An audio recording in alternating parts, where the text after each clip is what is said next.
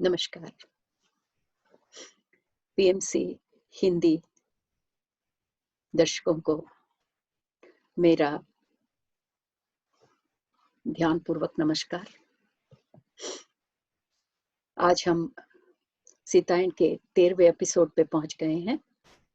हमारे एपिसोड शुरू करने के पहले मैं पितामह ब्रह्मश्री पत्री जी को और तेना मैडम को हृदयपूर्वक अभिवंदन करती हूँ और आप सबको 13वें एपिसोड में स्वागत करती हूँ। 1-2 मिनट का हम ध्यान कर लेते हैं हमारा एपिसोड शुरू होने के पहले। तो अपने पैरों को क्रॉस कीजिए, हाथों में हाथ रखिएगा, आंखें बंद करिए और अपनी सांसों के साथ रहिए।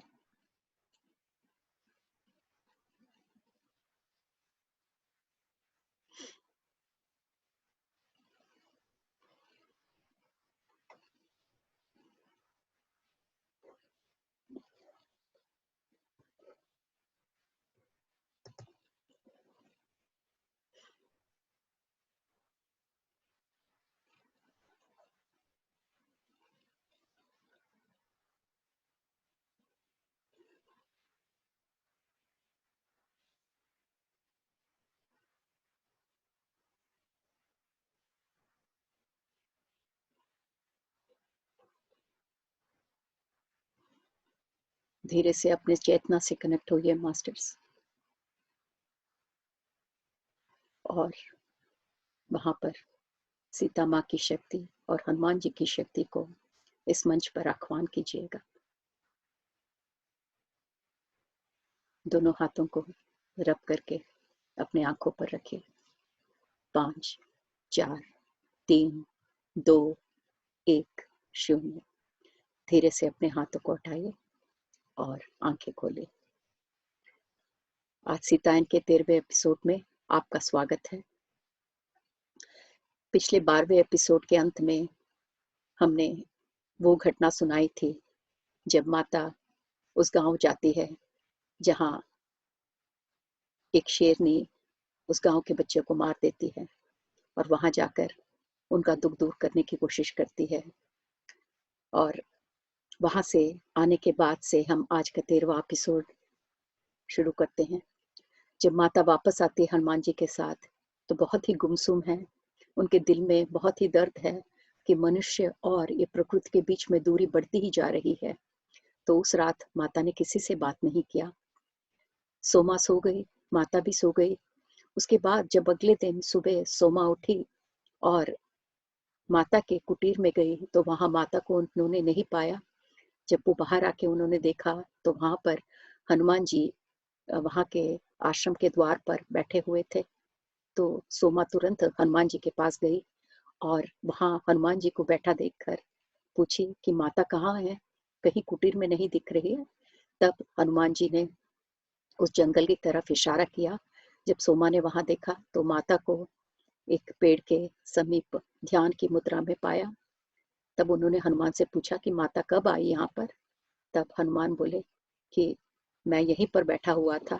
आधी रात को माता कुटीर से निकली और सीधा उस जंगल की तरफ जाकर वहां पर बैठ गई। और जब से माता ध्यान में बैठी है मैं यहीं पे बैठकर माता की रखवाली कर रहा हूँ। तब उस समय तक सोमा को नहीं मालूम था कि माता और हनुमान के साथ क्या बीती है जब से वो लोग कुटीर छोड़कर गए थे। तब सोमा हनुमान से पूछती है कि माता क्यों इतनी उदास थी जब वापस आई थी, क्या हुआ था। और फिर हनुमान ने सोमा को वो सारी कहानी सुनाई जब वो गांव गए और वहां पर सब लोगों से मिले और जो भी कुछ घटना घटी थी जो हमने 12वें एपिसोड में आपको सुनाई थी। तब हनुमान ने कहा कि पूरे रास्ते पर वापस आते माता ने ज्यादा कुछ बात नहीं किया। वो बहुत दुखी थी क्योंकि वो ये देख सकती थी कि मनुष्य और प्रकृति दूर होते जा रहे हैं और इस दूरी के कारण वन्य प्राणियों को काफी क्षति पहुंच सकती थी। आगे जो भी क्षति प्रकृति की माता देख सकती थी उसके कारण माता बहुत दुखी थी। तब हनुमान जी ने कहा, सोमा तुम्हें कुटीर में जो भी काम है तुम पूरा करो, मैं यही रहकर माता की देखभाल देखभाल देखभाल करूंगा जब तक माता ध्यान से बाहर नहीं आती। सोमा फिर कहती है, माता कई दिनों तक ध्यान में ही रह गई। अब सोमा को चिंता होने लगी कि माता इतने दिन ध्यान में रह गई है, माता को बाहर कैसे लेके आए, क्योंकि सोमा को ज्ञात था कि मिथिला में भी एक बार ऐसी घटना घटी थी जब माता कई दिनों तक ध्यान में रह गई थी और जनक बाबा और ऋषि मुनि भी उन्हें वापस लेकर नहीं आ पाए थे। एक श्री राम का प्रेम ही था जो माता को ध्यान से फिर से इस भौतिक इस भौतिक स्थिति में वापस लेकर आ पाया था। इसीलिए सोमा हनुमान के पास जाती है और कहती है कि हनुमान, तुम्हें अयोध्या जाना चाहिए और श्री राम को लेकर यहाँ वापस आना चाहिए। तब हनुमान जी मुस्कुराते बोले, पर श्री राम तो उन्हीं के साथ है, माता के साथ है। तो सोमा को समझ में नहीं आया। सोमा ने उनसे कहा कि श्री राम कब आए, क्या तुम्हारे कहने का तात्पर्य क्या है हनुमान? तब हनुमान ने सोमा से कहा कि जब पहली रात को माता अपने कुटीर से निकलकर उस पत्थर पर बैठकर ध्यान करने लगी, उसी रात को मैंने श्री राम को इधर आते हुए देखा। श्री राम जी माता के पास गए और माता को लेकर जंगलों में चले गए।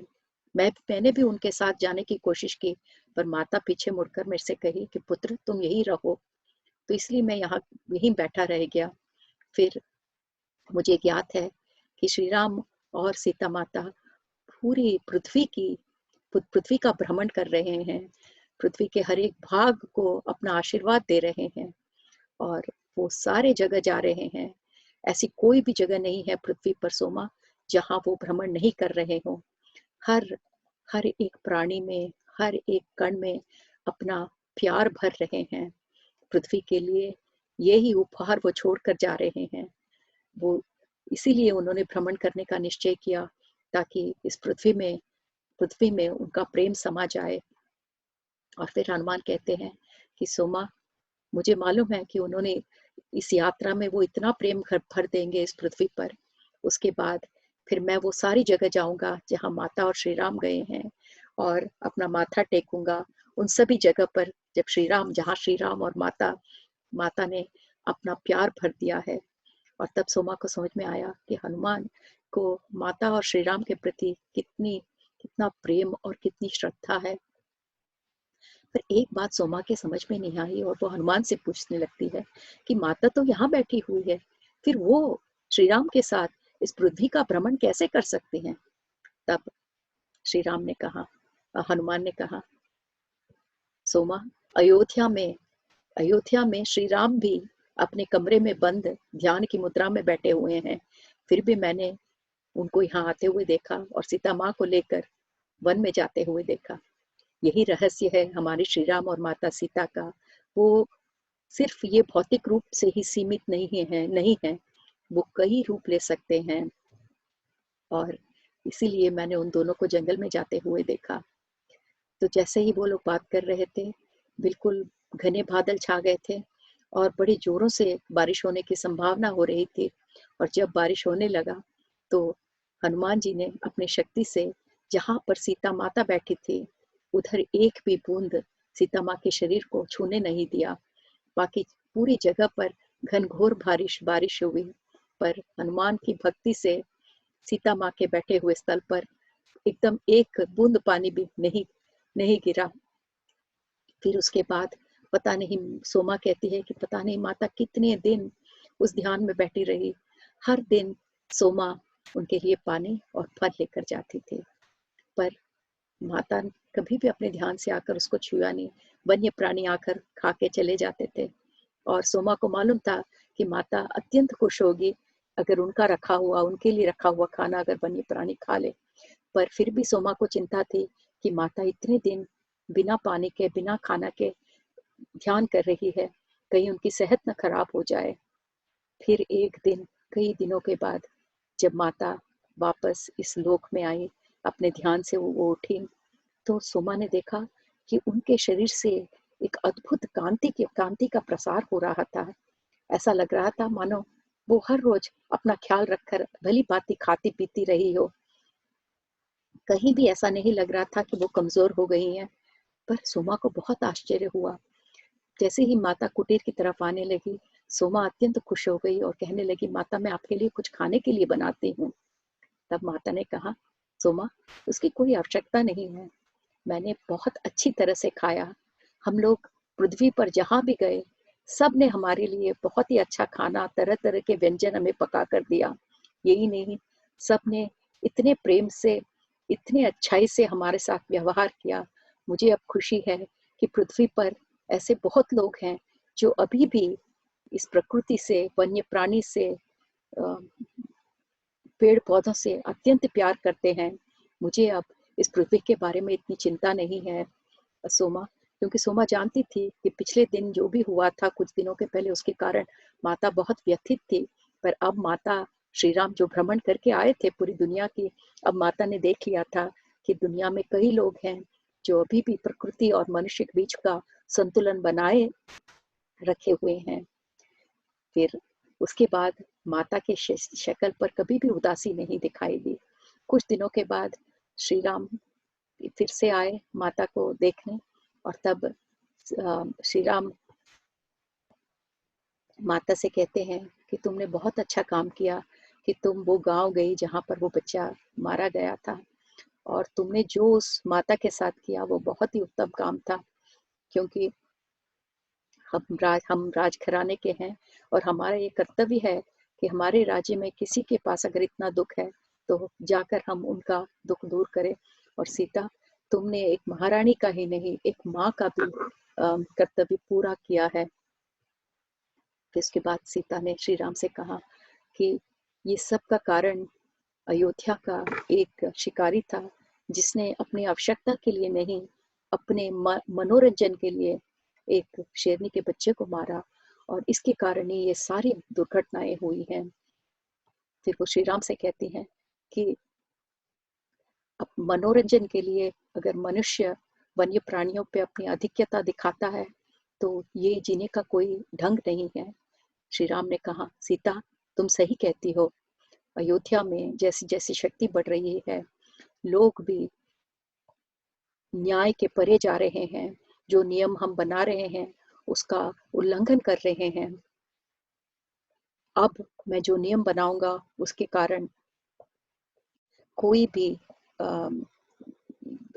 जंगलों में जाकर मनमानी शिकार नहीं कर सकता। मैं पूरे वन को भाग भाग ऐसे भागों में कर दूंगा ताकि हर एक भाग, वन का भाग, एक एक गांव को सौंप दूंगा। वो गांव वाले उस वन्य जो भाग का वन उनके हिस्से का आता है उसकी देखभाल करेंगे, और वहां पर शिकारियों को जाने नहीं देंगे। इस तरह पूरे वन का और पूरी प्रकृति का हम देखभाल कर सकते हैं। ये सुनकर सीता को बहुत खुशी हुई कि श्री राम जो भी कुछ हुआ है उसको अपने मद्देनजर रखते हुए गौर कर रहे हैं, ताकि फ्यूचर में ऐसा नहीं हो पाए, ऐसी घटना फिर से नहीं घटे। कब कुछ महीने बीत गए। एक दिन माता जंगल गई, वहां से अपने जड़ी बूटियां लेकर जब वापस आ रही थी, तो आश्रम का एक आश्रम में जो एक निवासी था वो माता की कुटीर की तरफ भागता हुआ आया, और उसने बताया कि हमारे जो गुरुजी हैं वो अभी आश्रम में नहीं है, पर एक बहुत ही बुरी घटना हो गई है माता। जो हमारे एक परिवार है जो हमारे गुरु गुरु के अत्यंत समीप है, उनकी बेटी का विवाह होने वाला है। इसलिए उनकी बेटी और माँ दोनों गुरुजी के आशीर्वाद लेने के लिए आ रहे थे, और रास्ते में कुछ चोर उचक्कों ने जो जो पहरेदार थे, रथ में जो लोग थे, उनको मार दिया, और माँ और बेटी को बहुत ही क्षति पहुंचाई है। वो दोनों रथ से गिर गए और बेहोश हो गए हैं। अब गुरुजी नहीं है आश्रम में, जब वो वापस आएंगे तो वो बहुत ही ज्यादा क्रोधित होंगे ये जानकर कि माँ और बेटी की ये हाल हो गई है। तो माता पूछती है उस आदमी से कि कहाँ है माँ और बेटियां, उनको यहाँ सीधा लेके आओ। तो आश्रमवासी उनको माता के कुटीर में माँ और बेटी को लेके आते हैं। बेटी की बहुत ही ज्यादा दुर्दशा है, उनके कपड़े फटे हुए हैं, रक्त का प्रसार हो रहा है, प्रवाह हो रहा है, और उसका जो श्वास है वो भी बहुत ही धीमे चल रहा है और देखने से ऐसा लगता है कि शायद ही वो बच पाएगी। तो एक बार उन दोनों को माता के कुटीर में छोड़कर जब लोग चले जाते हैं, तब माता ने सोमा से कहा कि माँ के बारे में कोई चिंता करने की आवश्यकता नहीं है, उनका घाव गहरा नहीं है, वो ठीक हो जाएगी। पर बेटी के साथ बहुत ही बुरा हुआ है, उसे कई बार बलात्कार किया गया है। सोमा, क्या तुम मुझे वो टोकरी लेके आ सकती हो जिसमें दवाइयाँ हैं, जो मैं सुबह जड़ी बूटियाँ लेकर आई थी।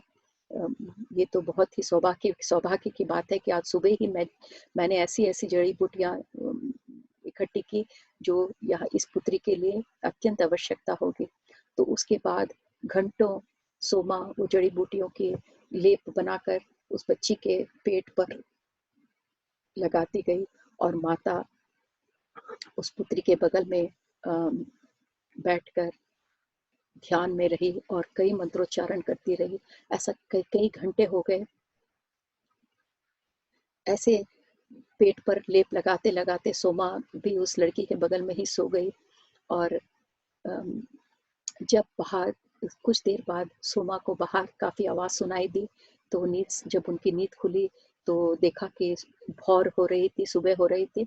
और जैसे ही सोमा उठकर बैठती है तो देखती है कि माता उस लड़की का श्वास चेक कर रही है। और फिर माता मुस्कुराते हुए सोमा से कही कि जो भी कुछ हमने रात भर किया है वो काम कर रहा है।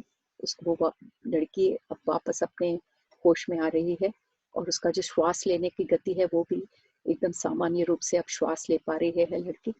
ऐसी माता बात कर रही थी कि बाहर का शोर और बढ़ता चला गया। इतने में माता के शक्ल पे जो एक्सप्रेशंस थे वो बदलने लगे और माता चीखती हुई नहीं कहते हुए बाहर की तरफ भागी। सोमा को कुछ समझ में नहीं आया क्या हो रहा था। जब सोमा वहां पे जाती है तो देखती है कि दो आदमी जमीन पर गिरे हुए हैं और गुरुजी अपना हाथ उठाकर बिल्कुल शाप देने की मुद्रा में खड़े हुए हैं। और माता उन दोनों दो आदमी जो चोर उचक्के के रूप में लग रहे हैं, माता उन दोनों के और गुरु के बीच में हाथ फैलाए खड़ी हुई हैं और लग रहा है कि माता गुरुजी को रोकने की कोशिश कर रही हैं।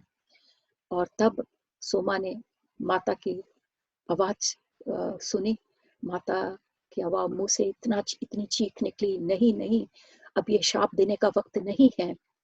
ये माता, ऐसा लग रहा था कि माता कह रही है पर आवाज माता के भीतर से नहीं आ रही थी। सोमा को लगा ये शब्द पूरे प्रकृति में से आ रहे थे, आकाश से आ रहे थे, जमीन से आ रहे थे। वृक्ष, पक्षी, पशु, हर जगह से एक ही चीख सुनाई दे रही थी, नहीं नहीं, ये शाप देने का समय नहीं है, शाप देने का समय खत्म हो गया है।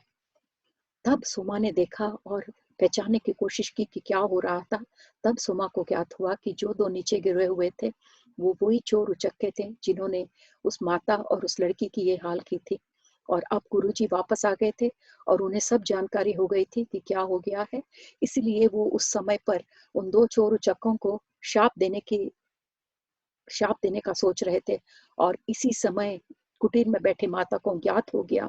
और जैसा आपको मालूम है कि माता के इस जन्म का एक और उद्देश्य ये भी था कि ये जो शाप देने की परंपरा है, माता उसको रोकना चाहती थी।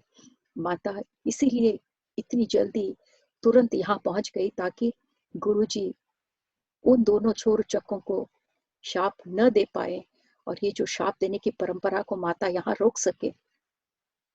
माता की चीख सुनकर गुरुजी वैसे ही रह गए। उसके बाद उन्होंने अपना हाथ नीचे कर लिया। तभी सोमा देखती है कि श्री राम भी वहां पर आ गए हैं। और कुछ देर बाद माता कुटीर में आ जाती है और सोमा की तरफ नहीं देखती, पर सोमा ये देख रही है कि माता का पूरा शरीर कांप रहा है और ऐसा लग रहा है कि एक अत्यंत अद्वितीय शक्ति माता में प्रवाहित हो रही है। और उस शक्ति के कारण सोमा की हिम्मत नहीं है कि माता के पास जा सके। ऐसा लगभग आधा घंटा बीत गया पर माता का ये जो कंपन था वो कम नहीं हो रहा था। ऐसा लग रहा था कि माता एक शक्ति का रूप है। सोमा के समझ में नहीं आ रहा था कि क्या करे। तभी श्री राम कुटीर में अंदर आए और एक बार उन्होंने सीधा सोमा की तरफ देखा, माता की तरफ नहीं देखा, बट माता अभी भी वहीं पर खड़ी थी जहाँ पर वो आधे घंटे से खड़ी हैं, और उनका पूरा शरीर अभी भी प्रकंपन से एकदम झूल रहा था। ऐसा लग रहा था कि सैकड़ों बिजलियां माता के शरीर में से गुजर रही हों। ऐसा लग रहा था कि वो स्वयं शक्ति को उन्होंने जागृत किया हो। सोमा के समझ में नहीं आ रहा था कि माता का ये रूप कैसे शांत कर सके। श्री राम फिर सोमा के पास आकर पूछने लगे कि माँ और बेटी की हालत कैसी है। तब सोमा ने कहा कि माता तो ठीक हो गई है, कि माँ तो ठीक हो गई है, पर बेटी बहुत ही ज्यादा उसके घाव बहुत गहरे हैं, पर सीता माता ने कहा है कि वो अब ठीक हो जाएंगे। फिर ये सुनकर श्री राम फिर माता के पास गए और माता का ये प्रकंपित रूप देखते हुए उन धीरे से माता के कंधे पर श्री राम हाथ रखते हैं, और जैसे ही श्री राम का स्पर्श माता अनुभव करती है, उनका सारा कंपन दूर हो जाता है। फिर श्री राम माता से कहते हैं कि सीता, जो भी कुछ तुमने किया वो सही किया, अब शाप देने का समय अंत हो गया है। उन दोनों चोर उचक्कों को उनको दंड मिलेगा, और इसलिए हमारे सिपाही उनको राज दरबार लेकर गए हैं। आपने सही किया कि ये गुरु को शाप देने नहीं दिया, क्योंकि जो गलतियां इतने दिनों से हुई हैं, जहां गुस्से के कारण शाप दिए जा रहे हैं, न्याय के लिए नहीं, आज वैसी गलती एक और हो जाती अगर आप उसे रोकते नहीं, आप उन गुरु जी को रोकते नहीं। तब सीता धीरे से कहती है, प्रभु, पर उस लड़की के साथ जो हुआ वो ठीक नहीं है। मैंने जो भी उस लड़की को जिस प्रकार मैंने हील किया, उसका शरीर, उसका मन सब ठीक हो जाएगा। उसको याद भी नहीं रहेगा कि उसके साथ क्या हुआ है, और उसके माँ को भी याद नहीं रहेगा। दोनों अब भली भांति अच्छे स्वस्थ में आ गए हैं।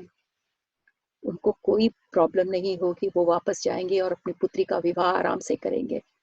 फिर माता कहती है कि अगर बाहर लोगों को मालूम पड़ता कि इस लड़की के साथ क्या हुआ, तो जो समाज आज हम देख रहे हैं वो उस लड़की की जिंदगी खराब कर देता और उस लड़की का विवाह नहीं होता। ये तो कोई न्याय नहीं है ना प्रभु। तब श्री राम कहते हैं, सीता, सही बात है, ये उनका अज्ञान है। जब अज्ञान दूर होगा तभी लोग समझ पाएंगे। और फिर श्री राम कहते हैं कि उस लड़की के साथ जो कुछ उन चोर उचक्कों ने किया वो गलत है। इस युग युग से ऐसी चीजें होती आ रही हैं, पर मोह के कारण, काम के कारण स्त्री के साथ ऐसा व्यवहार होता है। पर आज जो हुआ वो काम के कारण नहीं था, वो मोह के कारण नहीं था, वो बदले की भावना के कारण था। क्योंकि उन दो चोर उचक्कों को इस परिवार से बदला लेना था, क्योंकि उनके उन, उन उनके साथ कुछ घोर अन्याय हुआ था उस परिवार के कारण, और इसलिए वो उस आदमी से बदला लेना चाहते थे जो हेड ऑफ द फैमिली थे। पर बदला उन्होंने किससे लिया? बेटी से लिया और माँ से लिया। ये तो बहुत ही गलत बात है। अगर गुरुजी भी उन दो आदमियों को जिन्होंने गलती की है उनको शाप दिया होता, तो उनकी भी दो बेटियां हैं, उन बेटियों को भी शापग्रस्त होना पड़ता। बेटियों को बाप के किए हुए गलती पर बेटियों को क्यों भुगतना पड़े? हमने भी तो देखा है ना दोस्तों, कि मीनाक्षी को कितना दुख झेलना पड़ा। कितने पुश्तों पहले उनके परदादा ने किसी ऋषि के साथ कुछ गलत किया, तो इतने जनरेशन्स तक उन्होंने ये दुख उनको सहना पड़ा। फिर श्री राम कहते हैं कि रावण के मरने के पहले उसकी नकारात्मक सोच, नकारात्मक भावनाएं उसने जो पृथ्वी पर फैलाई है, उसी का ये कारण है कि जो दो चोर उचक्कों ने उस लड़की के साथ किया है, ये सब नकारात्मक सोच और नकारात्मक भावनाओं का रिजल्ट है। सीता, आगे आगे हम यही देखते जाएंगे, जो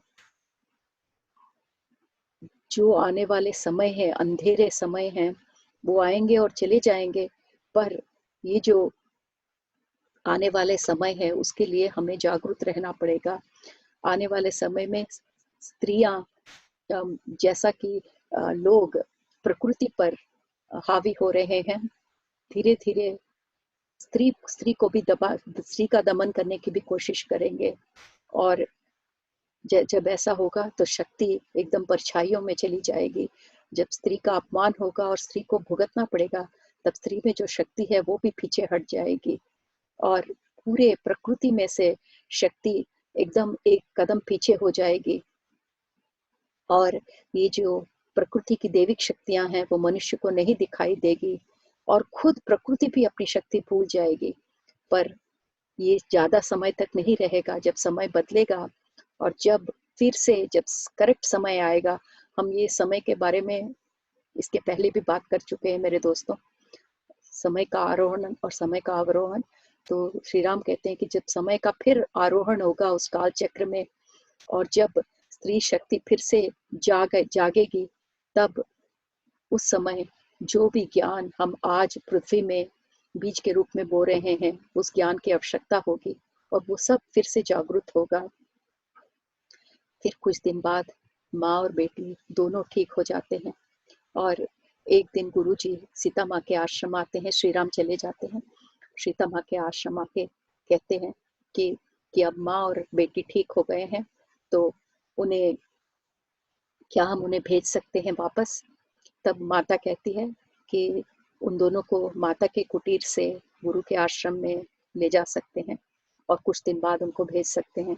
तब सोमा सोचती है कि अगर माता कह रही है कि उस माँ और बेटी को अपने कुटीर से दूसरी जगह ले जाया जाए, तब सोमा को ये ज्ञात हो जाता है कि माता ने जो भी कुछ किया है उस लड़की को ठीक करने में, उस लड़की का सारा दर्द माता ने अपने शरीर में ले लिया है, उसका सारा घाव निकाल कर माता ने अपना लिया है। अब माता को ज्ञात हो रहा है कि अब वो घाव माता के शरीर में बढ़ रहा है, इसलिए माता चाहती है कि पुत्री और उस माँ बेटी को दोनों को यहाँ से लेकर जाया जाए। कुछ दिन बाद माता को जो घाव और दर्द माता ने उस लड़की के शरीर से अपनाया है, उसके कारण माता के पेट में अत्यंत दर्द और माता का बहुत ही रक्तस्राव होने लगता है। शाम को श्री राम आते हैं और जैसे ही श्री राम कुटीर के द्वार पर पहुंचते हैं, सोमा बाहर आकर कहती है, प्रभु मुझे क्षमा करें, पर माता ने मुझे कहा है कि ऐसी अवस्था में आप उन्हें देख नहीं सकते, तो आप अंदर न जाएं। तब श्री राम कहते हैं, सोमा इस बार मुझे सीता के इच्छा के विरुद्ध अंदर जाना ही होगा। मैं सीता को इतनी पीड़ा अकेले नहीं उठाने दे सकता, मुझे सीता के बगल में रहना ही होगा। तब सोमा सोचती है कि इतना जो प्रेम है जो श्री राम की आंखों से बह रहा है सीता माँ के लिए, जरूरी है कि सीता माँ के बगल में श्री राम बैठे, इसलिए वो उन्हें अंदर जाने देती है और ये कहती हुई कि खाना वो बाहर ही छोड़ देगी ताकि वो डिस्टर्ब न करे श्री राम और सीता माँ को। अगले दिन जब सोमा जाती है श्री राम और माता के कुटीर के पास से, श्री राम बाहर आके कहते हैं कि अब माता काफी बेहतर हो गई है और स्वस्थ हो रही हैं। तब सोमा श्री राम से कहती है, प्रभु सीता माँ ने कितना दर्द अपने ऊपर ले लिया उस लड़की को बचाने के लिए, उसका सारा मानसिक और शारीरिक घाव और दर्द सीता माँ ने ले लिया है। और वो कहती है कि प्रभु ये पहली बार नहीं है माता ने ऐसे किया, माता का शरीर ऐसा कितने बार ये झेल सकता है प्रभु, मुझे माता की बहुत चिंता होती है। श्री राम कहते हैं, सोमा सीता के लिए हर जिंदगी बहुत ही अमूल्य है, कितने बार उन्होंने अपना शरीर भी त्याग दिया दूसरों के लिए, कितनी बार मुझे सीता माँ की रक्षा के लिए आना पड़ा ताकि मैं उन्हें बचाए रख सकूं, पर मैं हमेशा ये नहीं कर सकता, एक दिन मैं उन्हें इस भूमि पर नहीं रख पाऊंगा सोमा। ये कहते हुए उनके चेहरे पर काफी दर्द सोमा देख सकी और फिर श्री राम कहते हैं, सोमा लंका में सीता माँ ने जो भी कुछ त्यागा उसके बारे में मुझे आज तक, लंका में हुए कोई भी घटना के बारे में मुझे आज तक सीता माँ ने नहीं बताया। उनकी ये इच्छा है कि उन्होंने जो भी किया उसे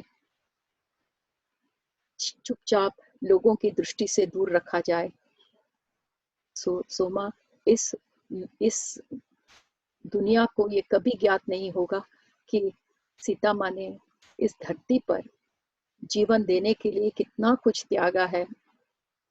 और फिर कहते हैं श्री राम कि जब गुरुजी उन दोनों चोर उचक्कों को शाप देने की कोशिश कर रहे थे और जिस तरह सीता माँ हाथ फैलाए वहां पर उन्हें बचाने की कोशिश कर रही थी, मुझे ये लगा कि ऐसे चोर उचक्के जिन्होंने इतना बुरा किया है उस माँ बेटियों के साथ, ये जानते हुए भी सीता इतने करुणा से उन्हें शापग्रस्त होने से बचा रही थी, क्योंकि सीता ये देख सकती थी कि उस दोनों उचकों को शाप जब लगेगा तो वो उनको ही नहीं, उनके बेटियों को, उनके पुश्त काफी पुश्तों तक वो लोग उसके कारण बहुत ही सहेंगे, ये माता नहीं चाहती थी।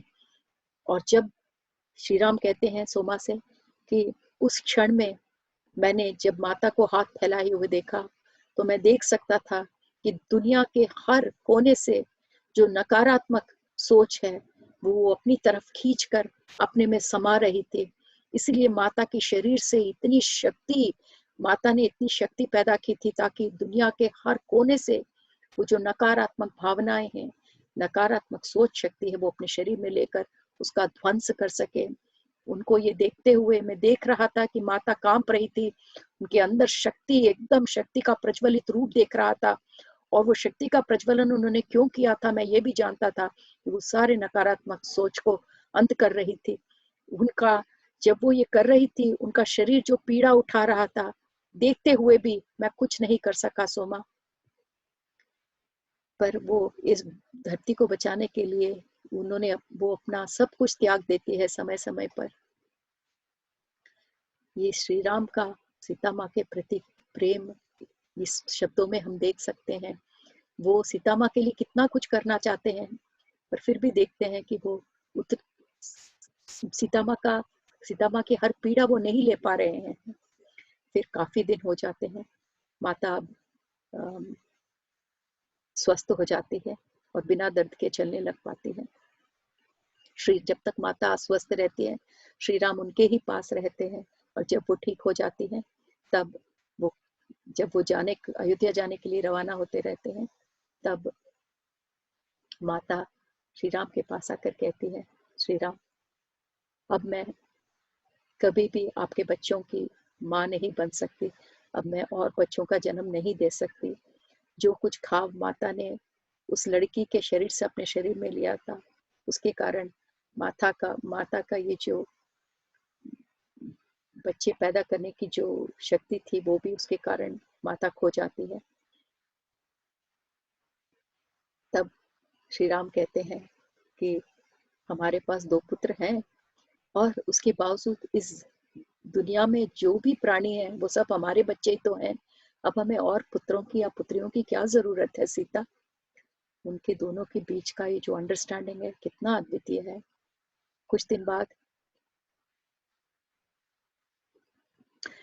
दिन बाद जब माता के पास सोमा बैठती है तो बताती है कि श्री राम उनके लिए कितना चिंतित रहते हैं, और जो भी कुछ श्री राम ने माता के लिए सोमा से कहा, सोमा माता को बताती है।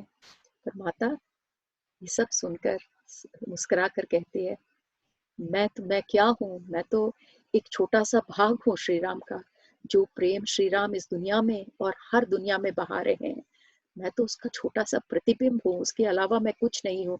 श्री राम तो मुझे ऐसे ही बड़ा चढ़ा कर बताते हैं। फिर सोमा सोचती है कि क्या आइडियल कपल है दोनों, कितना एक दूसरे के प्रति कितना अद्वितीय प्रेम है और कितना कंसर्न है। सोमा उन दोनों को देखती ही रह जाती है। कुछ दिन बाद जब सोमा जंगल जाती है जड़ी बूटियां लेने, और जब वापस आती है तो देखती है माता 2 योगिनियों से बात कर रही है। और पर सोमा पहचान नहीं पाती उन दोनों योगिनी को, पर ये लगता है कि वो अत्यंत प्रिय है माता के, और माता बड़े ही आनंद से उन दोनों के साथ इतने अच्छे से बात कर रही हैं। दोनों योगिनियां बड़े अ, उनके स्वास्थ्य बहुत अच्छे हैं, और वो माता से बड़े लग रहे हैं, पर ऐसा लग रहा है कि अ, उनके चेहरे से असीम कांति बह रही हो और दोनों एकदम बहुत ही बड़े योगिनियों के जैसे लग रहे हैं। फिर माता इतना माता का प्यार उनके प्रति देखकर सोमा उनके लिए खाना बनाती है, फिर माता खुद अपने हाथों से उनको परोसती है। जब काफ़ी देर बाद जब वो दोनों चले जाते हैं, तब आकर सोमा पूछती है कि वो कौन थे? तब माता कहती है, तुम पहचान नहीं पाई? वो अरुंधति माँ और ख्याति माँ थे।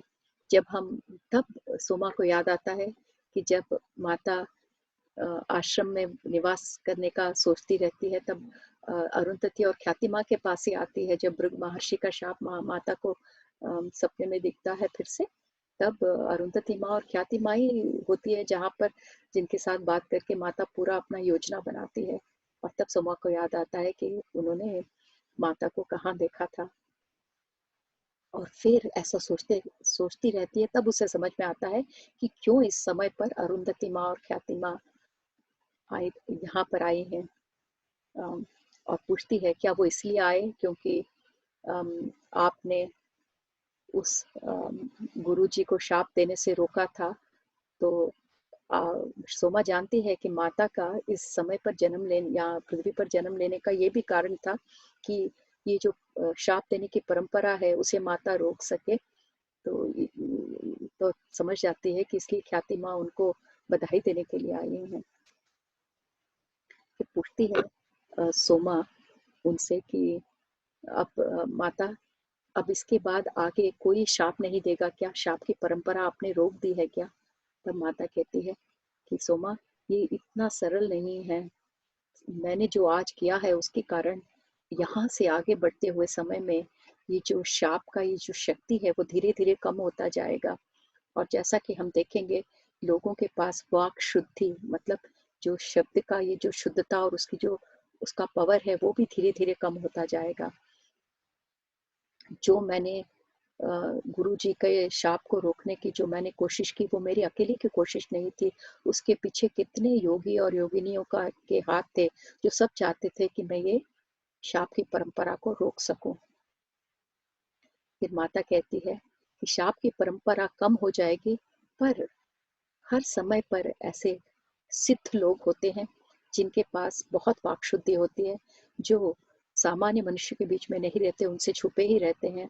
उनके पास बहुत योग्यता होती है, पर उन योग्यता ही नहीं, उन्हें अपनी जिम्मेदारी भी मालूम होती है।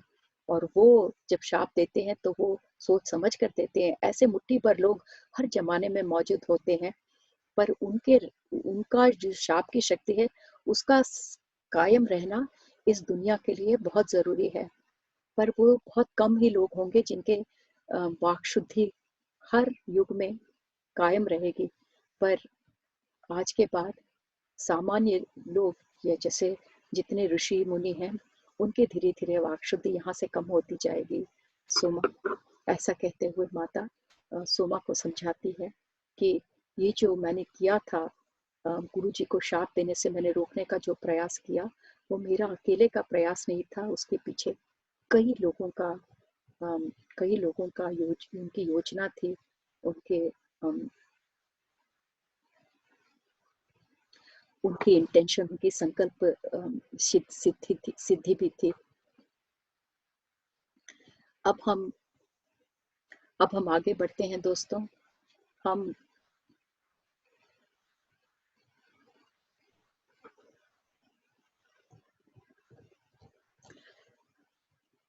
ये जो हम अब उस भाग की तरफ बढ़ रहे हैं मेरे दोस्तों,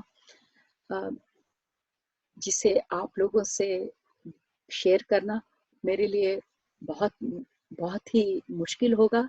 तो ये जो आगे का ये अम, जो मेरा ये विजडम शेयरिंग है, उसे आपके साथ शेयर करते हुए मुझे समय समय पर थोड़ा रुक रुक के करना होगा, क्योंकि ये जो हम इस सिताइन का जो भाग हम आपके साथ बांटने जा रहे हैं, वो मेरे लिए बहुत ही कष्टदायक है आपसे शब्दों के रूप में इसका जिक्र करना। पर मैं पूरी कोशिश करूंगी कि जो जिम्मेदारी इस विश्व ने मुझे दी है कि सीता इनको आपके सामने लेकर आऊं, उसका मैं उत्तरदायित्व पूरे रूप से निभाने की कोशिश करूंगी। पर अगर मैं आपको बताते बताते अगर मेरे मुंह से शब्द न निकले या फिर कुछ देरी हो गई, तो मैं आशा करती हूँ कि आप समझ सकेंगे कि क्यों मेरे शब्दों का प्रवाह रुक गया है।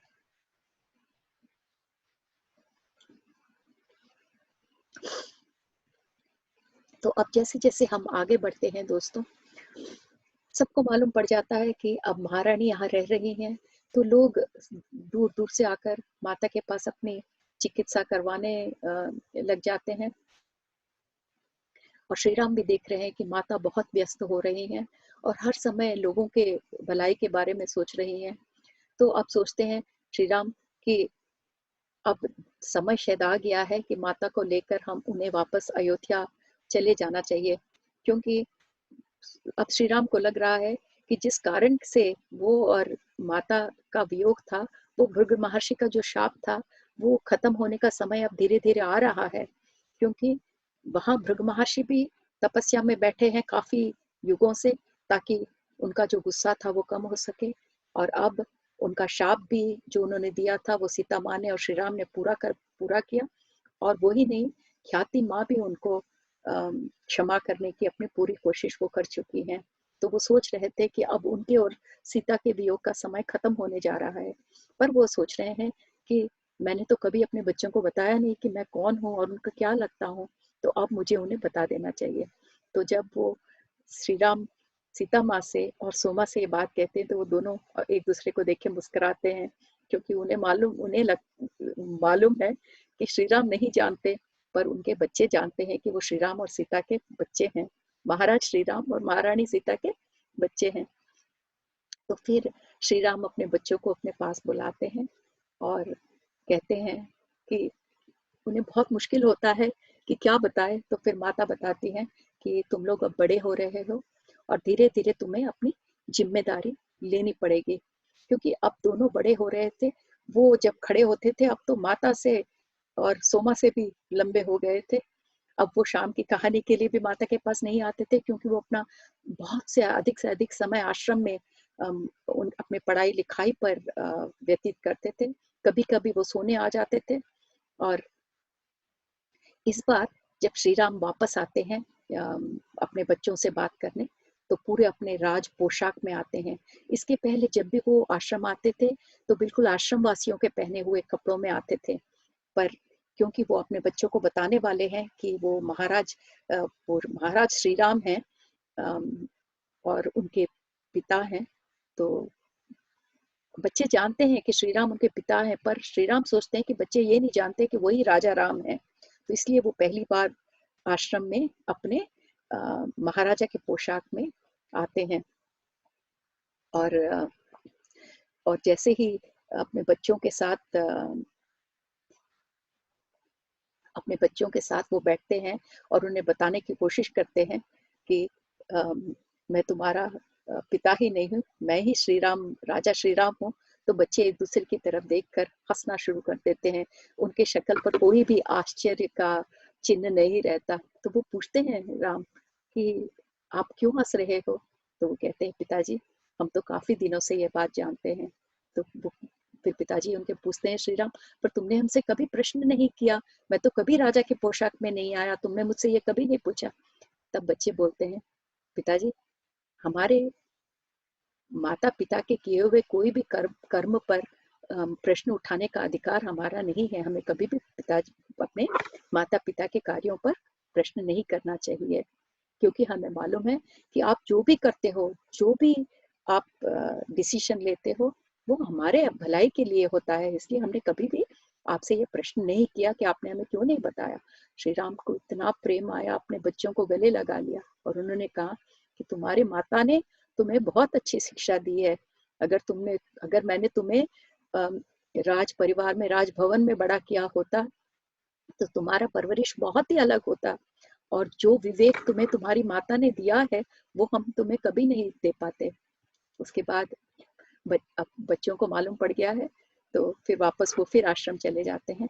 उसके बाद श्री राम सीता माँ की तरफ देखकर कहते हैं, सीता, भृगु महर्षि और ख्याति योगिनी, अब उन दोनों का जो तपस्या है वो खत्म होने को आ गया है और अब वो मुक्ति के बहुत ही करीब है।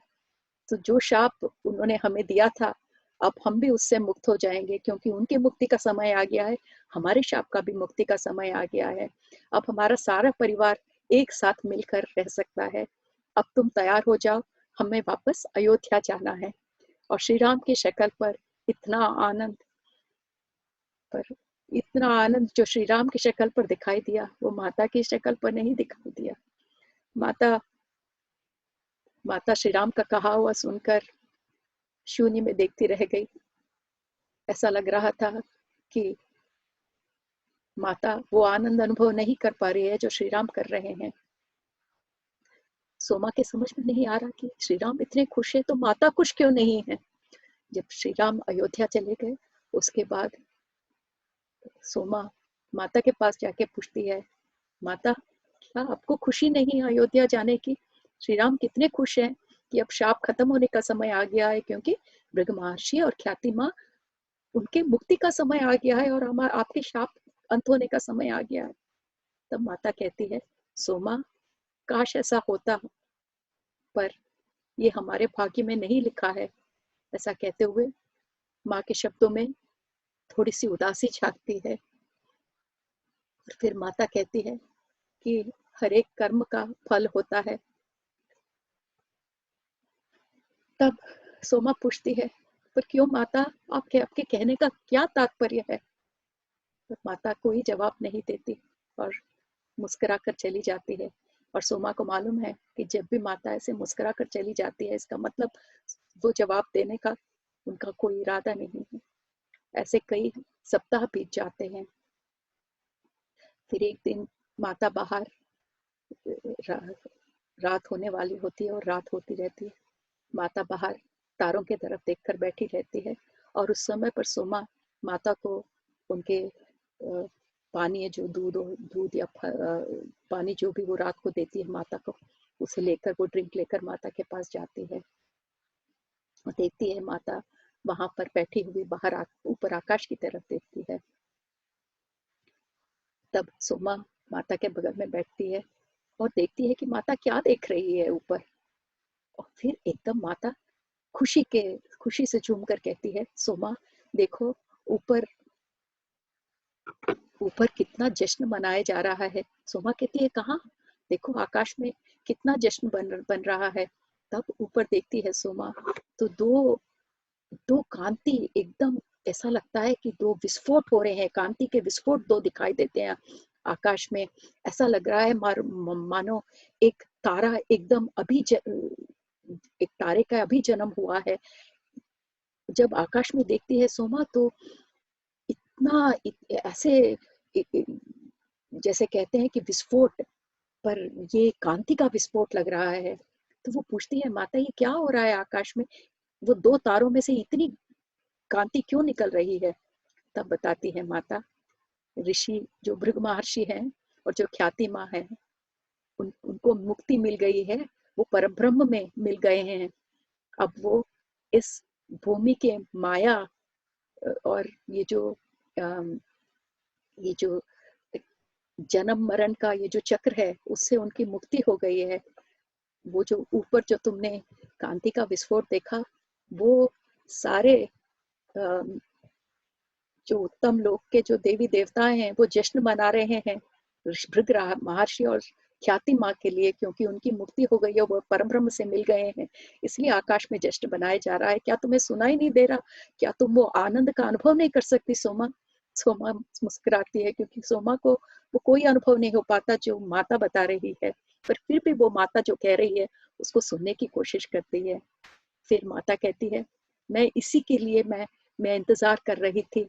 मैं यही इंतजार कर रही थी कि कब भृगु महर्षि और ख्याति माँ को उनकी मुक्ति मिल जाएगी और वो कब परब्रह्म में एक हो जाएंगे। अब देखो, वो भी संदेश हमें आ गया है कि उनका जो जो मुक्ति के लिए वो लोग इंतजार कर रहे थे, वो भी आ गया है। अब सोमा, जिस उद्देश्य से हम यहाँ पर मैं इस आश्रम में थी, वो भी अब खत्म होने को आ गया है, कहती है माँ। तो सोमा पूछती है, तो माता क्या हम फिर अयोध्या जाने की तैयारी कर ले, क्योंकि अब तो मुक्ति भी मिल गई है उनको। तब माता कहती है, अभी नहीं, अभी एक और इच्छा बची है मेरी, जिससे जिसका पूर्ण होना आवश्यक है सोमा। तो सोमा पूछती है, माता ऐसी कौन सी इच्छा है आपकी? क्योंकि सोमा को नहीं मालूम कि ऐसी भी माता की कोई इच्छा है जो अभी तक पूरी नहीं हुई, क्योंकि माता ने कभी ऐसा कहा ही नहीं कि उनकी कोई इच्छा है। तो वो पूछती है, आपकी क्या इच्छा है माता?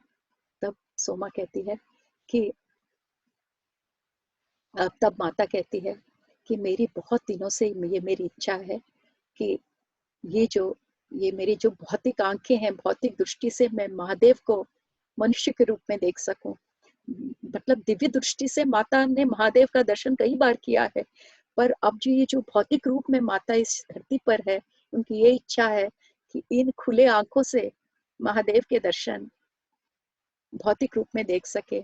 और वो कहती है कि मेरी ये जो इच्छा है, मेरी बचपन से ये इच्छा रही है, और जब मैं लंका में थी तो मैंने पार्वती माँ से इसके बारे में कई बार कहा, और जब युद्ध हो रहा था मैंने कई बार महादेव का मैंने बहुत बार महादेव के लिए तपस्या की, और मैंने उनकी अनुभूति भी की, उनकी उपस्थिति की, पर मैं उन्हें अपने आंखों के आगे रूप में नहीं देख पाई। जैसे मैं पार्वती माँ को देख पाती थी, वैसे मैं महादेव को नहीं देख पाई, और इतने दिनों से मैंने ये इच्छा अपने मन में रखी है। अब मेरी ये इच्छा बहुत ही बढ़ गई है। अब मैं कुछ भी नहीं कर पाऊंगी जब तक मैं महादेव का रूप नहीं देख लेती। अब ये इच्छा मेरे मन में प्रबल हो गई है, पर मैं जानती हूँ कि पार्वती माँ को मालूम है कि मुझे महादेव के दर्शन करने की प्रबल इच्छा है, और पार्वती माँ मेरी ये अंतिम इच्छा पूरी करने में पूरा सहयोग देगी, ऐसा कहती है सीता माँ।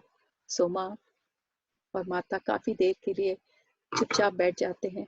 माता की ये बात सुनकर कि पार्वती माँ मेरी ये अंतिम इच्छा जरूर पूरी करेगी, ये बात सुनकर सोमा बहुत बहुत रेस्टलेस हो जाती है, और सोचती है कि क्यों माता ये आखिरी इच्छा के बारे में कह रही है। सोमा को लगता है कि शायद माता ये संकेतित कर रही है कि अगर मेरी ये आखिरी इच्छा पूरी हो जाए तो मैं ये भौतिक शरीर का त्याग कर दूंगी, और ये सोमा से सहन नहीं होता।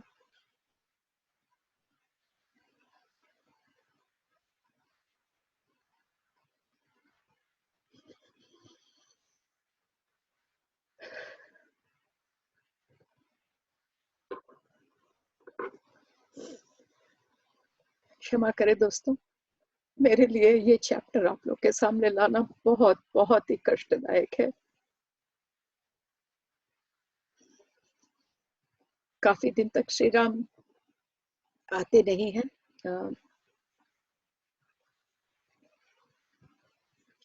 और वो अपने राजपाट में व्यस्त रहते हैं, इसलिए आश्रम नहीं आते।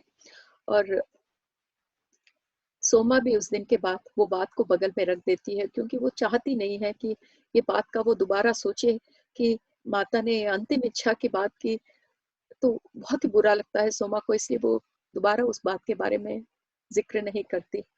और जब जब श्री राम आते हैं अगली बार, तो वो अपने राजपाट के कार्यों में व्यस्त रहते हैं, और उसी के बारे में सीता माँ से बात करते हैं। एक दिन जब माता बच्चों को सुलाने के लिए लेके जाती रहती है, तब उनको एक बार बाहर ले जाती है और आकाश दिखाती है। उस दिन चांद नहीं रहता और पूरे आकाश तारे से भरे रहते हैं। तो माता लव और कुश को ऊपर आकाश में दिखा के कहती है, बच्चों ऊपर तारों को देखो, देखो कितनी दुनियाएं हैं, इतने ब्रह्मांड हैं। तो माता बताती है उनको, ऊपर आकाश में जो तुम तारे देख रहे हो, अनगिनत तारे, ऐसे ही अनगिनत ब्रह्मांड है, अनगिनत दुनियाएं हैं, अनगिनत भौतिक दुनियाएं हैं, अनगिनत दिव्य दुनियाएं, उत्तम लोक हैं। बच्चों जब मैं यहाँ तुम्हारे पास नहीं रहूंगी, तो ये सोचना कि मैं उन सारे दुनिया में घूम रही हूँ जिनको मेरी आवश्यकता है, जिन्हें प्रोग्रेस होने में, मतलब जिनको अपनी क्षमता मालूम करने के लिए मेरी सहायता की ज़रूरत होगी, तब मुझे वहाँ जाना पड़ेगा। तो जब मैं तुम्हारे पास नहीं रहूँगी, ये समझना कि मैं उन तारों में हूँ।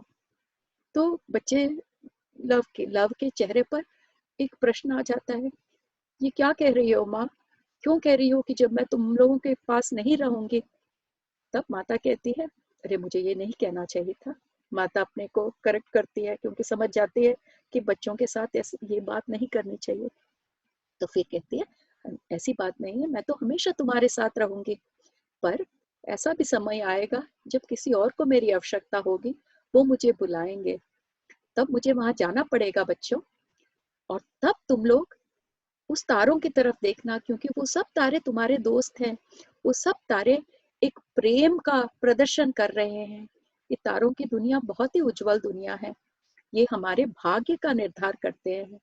और इन तारों की जो अब माता एस्ट्रोलॉजी के बारे में बात कर रही है, कहती है ये जो तार, ये जो ग्रह शास्त्र कहते हैं ना, अम, तो माता कहती है कि जो हमारा भविष्य है, हमारा भाग्य है, ये तारे निश्चय करते हैं।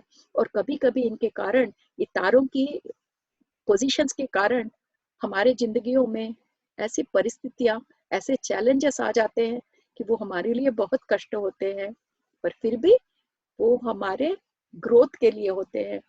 ये माता जब कह रही हैं, जब ये कहने का माता का ये तात्पर्य आपको मालूम होगा, जब माता अयोध्या से मिलने आती है अरुंधति माँ को, तो पूछती है कि क्या मुझे ये शाप अभी लेना पड़ेगा, क्योंकि माता गर्भवती होती है उस समय पर। तब अरुंधति माँ और ख्याति माँ कहते हैं कि ये समय हम टाल नहीं सकते, क्योंकि ये किसके कारण निश्चित हुआ है? तारों के, ग्रहों के पोजीशंस के कारण निश्चित हुआ है। इसलिए माता वो सबका ख्याल रखते हुए बच्चों को बता रही है कि ये तारे हमारे भविष्य का निर्णय करते हैं। और कभी कभी उनके, ग्रहों की स्थिति के कारण हमारे जीवन में जो चैलेंजेस आते हैं, ये मत भूलना कि ये हमारे ग्रोथ के लिए आते हैं।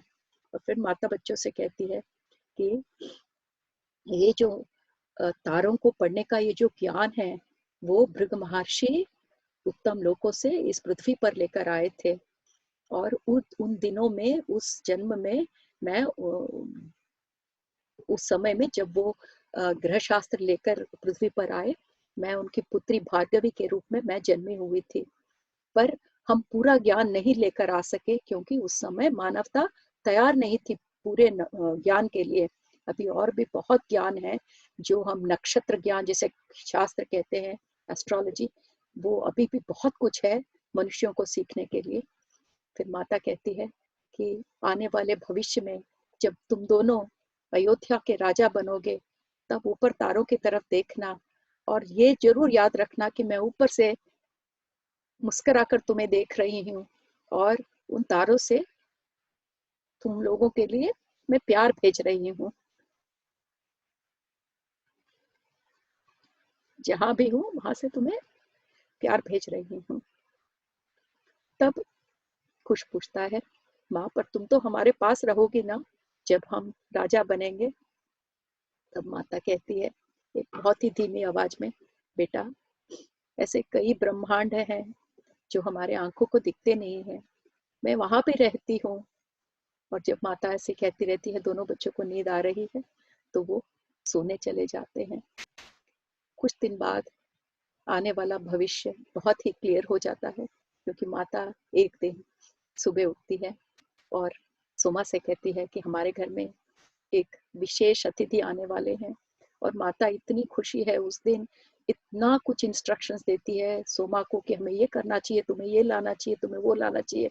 और सोमा को कहती है कि तुम वन में जाओ और ये सारी जड़ी बूटियां लाओ, ये पदार्थ लाओ खाने के लिए, वो लाओ। और ये ऐसा लगता है कि जिसके लिए माता देख रही है, उनका बहुत ही उत्सुकता के साथ माता उनके लिए वेट कर रही है। पर समझ में नहीं आता सोमा को कि माता किसके लिए इतना प्रतीक्षा कर रही है। तो सोचती है जरूर ये श्री राम के लिए ही होगा, श्री राम आने वाले हैं, इसलिए माता इतनी तैयारी कर रही है। तो मेरे दोस्तों, अम, हम ये एपिसोड आज यहाँ पर रोक देते हैं। मैं आपसे क्षमा मांगूंगी कि ये जो पिछले 20 मिनट का ये जो कहानी था, कुछ समय पर कुछ जगहों पर मुझे थोड़ा रोकना पड़ा, क्योंकि आज जब मैं ये एपिसोड शुरू करने के पहले मैं सोच रही थी कि आगे की कहानी मैं आप लोग के पास कैसे लेके आऊंगी, पर वो सीता माँ की शक्ति ने मुझे वो शक्ति दी कि अब तक मैं ये कहानी आप तक ला सकूं। तो ये एपिसोड हम यहाँ पे रोक देते हैं। अगली बार जब हम मिलेंगे एपिसोड 14 में, आगे की कहानी हम शुरू करेंगे। Thank you very much.